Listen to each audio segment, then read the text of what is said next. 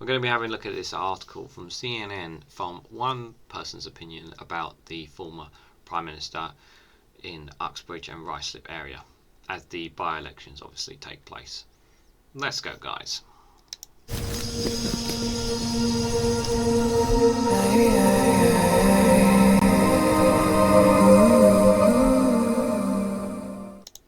Good morning, good afternoon, good evening, guys, wherever you are in the world. This is REGANELITE here with an article from CNN.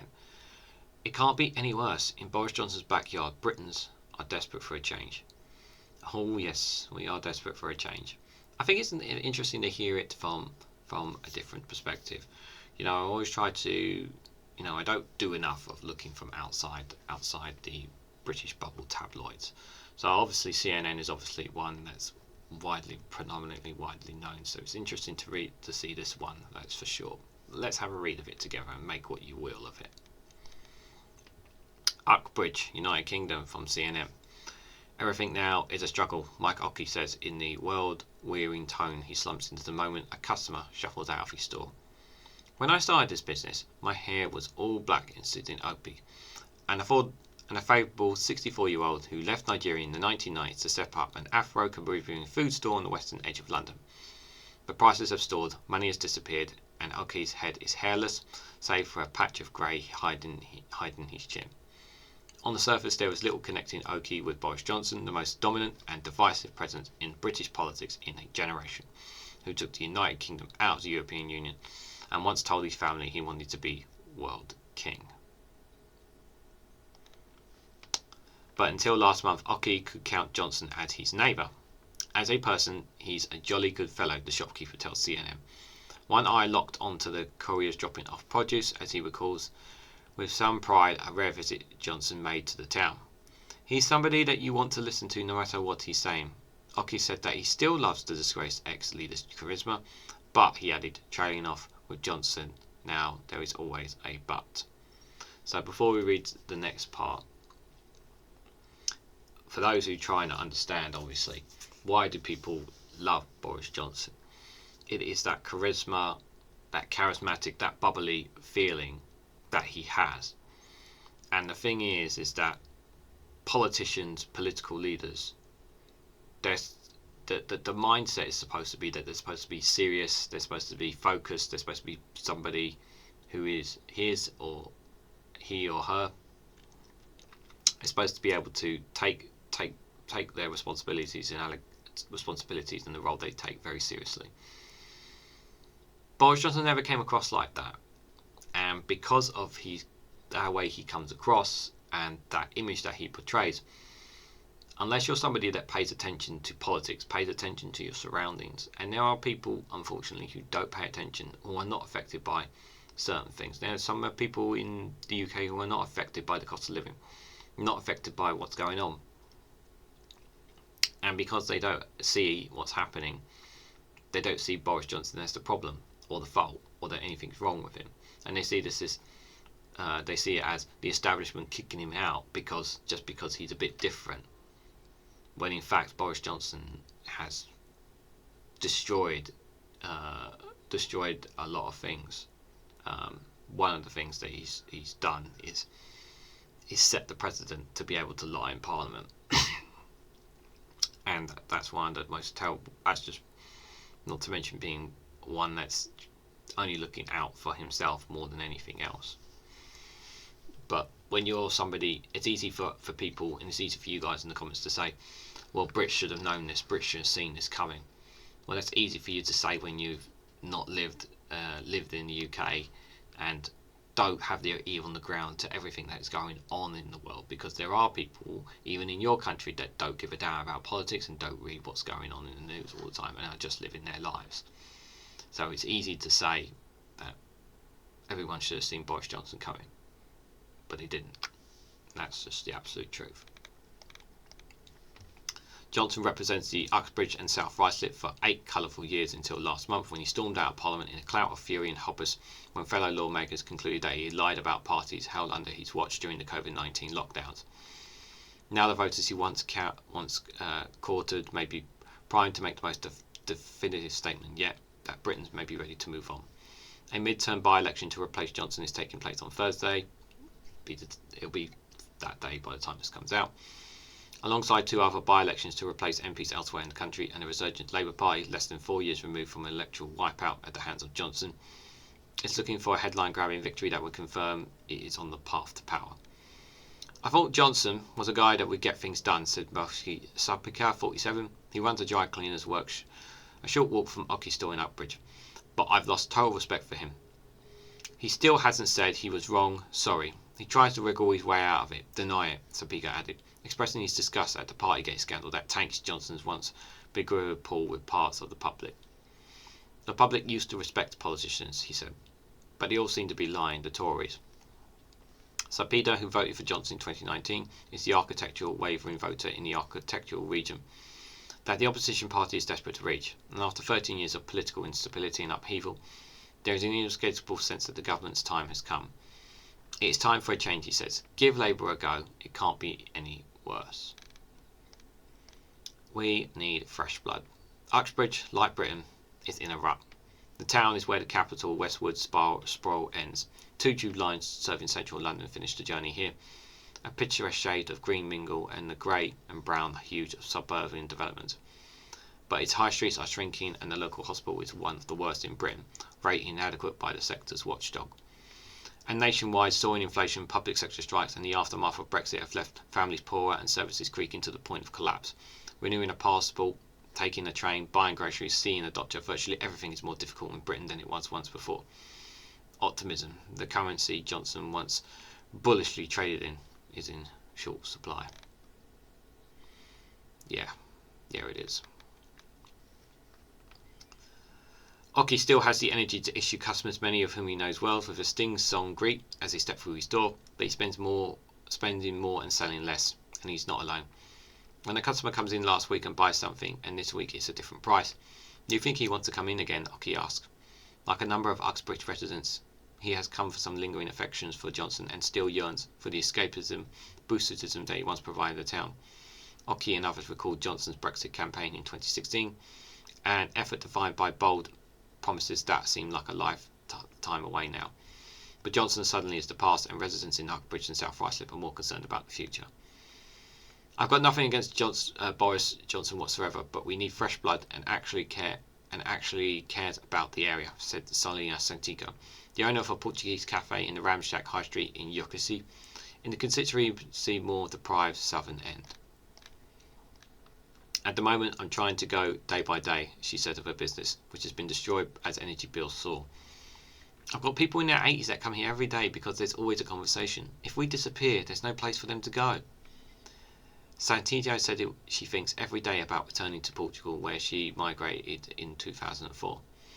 She knows Labour's candidate for the seat vacated by Johnson, Danny Beagles, who was born in a nearby hospital and lived in the constituency until he was 15. When he and his mother lost their home, she called him the only candidate who actually showed his face around the area. If Cantido's never joined her in voting for Bellis, Labour could claim one of the highest profile wins in British political history. Is it going to be one of the biggest wins in political history? I don't know. I mean, given what Boris Johnson is responsible for, I don't think so, guys. But it is interesting to hear what people are saying. I mean, I know obviously Politics Joe have people on the ground too, but it's a different perspective. That is for sure. Tense race, changes in the air, and Labour are set to benefit. Opinion polls confidently predict the party led by Keir Starmer, the former senior prosecutor, will win power in the general election expected next year. But Uxbridge is a test case for that theory, and tensions are high. You can see the national polls, just like I see, but these are real votes, said Steve Reid, the party's shadow justice secretary, tasked with running the local campaign. Told CNN in a hot afternoon on the high street, he predicts a tighter race than some media have suggested. A handful of media outlets, including CNN, were denied the chance to interview the Labour candidate or join a canvass session. An unusual skillish move from a party tip to win a by-election. As the controversial expansion of ULEZ, the world's first low emission zone implemented by London's Labour mayor at the end of August, has given the Tories a lifeline among drivers, There is little else to talk about on the campaign trail. Steve Tuckwell, the Conservative candidate, has omitted virtually any mention of his party from his posters, instead calling himself the anti-Ulysses choice. A reference to the plan to extend the zone in which high-emission vehicles would change to drive. There are some difficulties that we need to overcome. Tuckwell, who has served as a councillor in the area, admits in an interview with CNN. He declined twice to say whether he was proud of his party's record in government, saying that instead there are many complications in the national picture, including the aftermath of COVID-19 and the Russia war in Ukraine. Any government will struggle with that. Labour is winning them by accident. For Labour, winning power nationally may be the easy part. In a country strangled by economic crisis, the party is struggling with exercise voters in a vision of what will look like. Reid described its pitch as an adult-to-adult relationship where you level with people about what possibly and what isn't. Labour is insisting it will not overspend, keen to share the reputation gained from its last stinking power, but critics have called for an influx to cash to fix the state's crumbling services. People are not stupid. People understand the challenging inflation the country reads it. But some voters are more blunt. They're basically saying they'll carry on business as normal, says Mick, 61, who runs a food stall near Uxbridge Station and has voted Labour his entire life. So why are we voting? Mick describes Starmer, a pragmatic face of the party since 2010, as a bit of a wet weekend. Euphora, a mother of 6 who voted for the former Labour Prime Minister Tony Blair, was unable to even name the current Labour leader. We're struggling to put food on the table. We're not interested, she said. Labour is currently winning by accident. James Johnson, who ran internal polling for Theresa May's Downing Street operation that founded the JL Partners polling firm, told CNN of the national picture. Johnson's company ran the first mayor opinion poll ahead of the Uxbridge by-election, which found a solid but assailable 8-point lead by Labour. There is no great love for the party, he said. I'd like to think that they will do more for the working people, Tracy Pitable, a dental nurse and mother of 3 young boys, told CNN on the High Street in Ruislip Manor. But I can't help thinking it's two wings from the same bird, all singing from the same song sheet, she added, of Labour and the Conservatives. Just 3.5 years after one of the party's worst ever electoral defeats, the outcome of Thursday's vote in Uxbridge will indicate how far Labour have come. In my honest opinion, guys, by the time some of you guys will see this, probably the result will be out already. But what I will say, so I'm not really going to talk about try not to keen too much about the by-election, but more about how the general consensus of people are feared. And people are desperate for change. Now, I know that some people feel that that perhaps that we are voting Labour because we have to. Where I am, does not affect me. I'm in a very strong Labour hold, so whatever I vote for will not make a difference in the outcome, sadly. And that's the frustrating thing for me as a voter. Is that my vote should make a difference, and it doesn't because of the system that we have in place. Given what has happened over the last 13 years, especially the last several years, there is a great deal of frustration from the British public. People are fed up. People do want change. They want change, but what they don't want is Labour coming in and not making changes and being extremely careful and tiptoeing around things, and people don't want that. People don't want tiptoeing. They want real change. For all the things that people said about Jeremy Corbyn, he was going to bring rapid change, and there's a lot of people nowadays who look back on that thinking they wish they voted for Corbyn, given what has happened. But it's easy to say that in hindsight now. But I still believe that Labour will not win an overall majority simply because Keir Starmer is not being open enough with the public about what he and the Labour Party intend to do. It will be interesting when the manifesto comes around, when the manifesto is launched, what is actually in the policy, in the details of it, because we will need to take our time to look into it. As for the damage Boris Johnson has done, he will never go away. He will be an everlasting mark on British history for all the wrong reasons. And it's a real shame as well, because the people never saw it coming. We never thought, did we honestly think when he became Prime Minister he was going to be this bad, he was going to be this terrible, he was going to be this cruel? It's easy for us to say that in hindsight now, but did we honestly think that when he first came in? I don't think so. But there we are. There is the history. There's a lot of anger, and be interesting to see the full results of these by-elections. That is for sure. And as we move forward towards the general election, the sooner we get one, the better, because people need change and they are desperate for it. But what do you guys think?